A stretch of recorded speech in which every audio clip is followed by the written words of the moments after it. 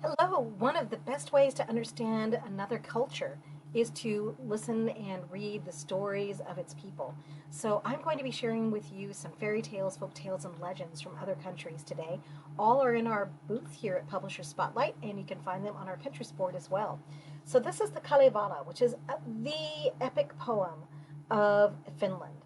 And it is gorgeously illustrated. This comes from Floris Books, who did the Swedish folk tales and fairy tales a few years ago that so many of you really loved. But this is just absolutely lavishly illustrated and just gives you such an insight into that cold, beautiful, wild land that is Finland and also in Scandinavia in general. So check out the Kalevala from Floris Books.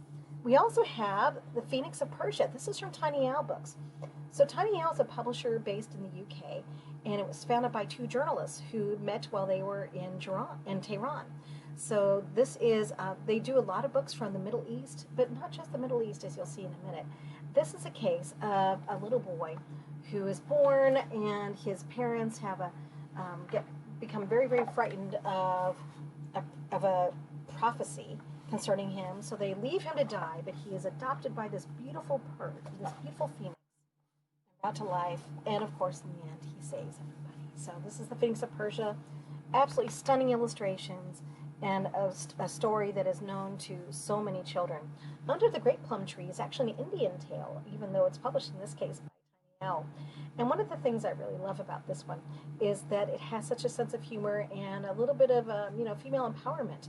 So Miss Bandari is actually she lives in the Great Plum Tree, and she eats the beautiful plums, and the king of the alligators thinks that she'd be absolutely delicious.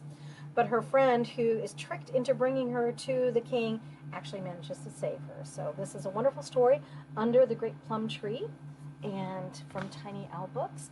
And who is doing a better job of bringing tales from around the country, making them compelling middle grade fiction, than the Rick Riordan Presents books from Disney? So I'm just so excited to share these with you. I hope you've seen them. Paulo, Santiago and the River of Tears is a modern take on La Llorona, so the weeping woman of folklore. So this is incredibly compelling. And, Tristan Strong, Punches a Hole in the Sky was the first one. This is the second one. This uses African mythology and is just powerful, gripping. Was a Coretta Scott King Honor book last year, the first book in the series. So Kwame Mbalia really has the magic. So these are just a few of the books that tell the stories of legends or draw from those legends and fairies and folk tales from around the world. Please check these out and more on our Pinterest board, and check out the interviews with authors and illustrators and request some books. Thanks so much for visiting our booth.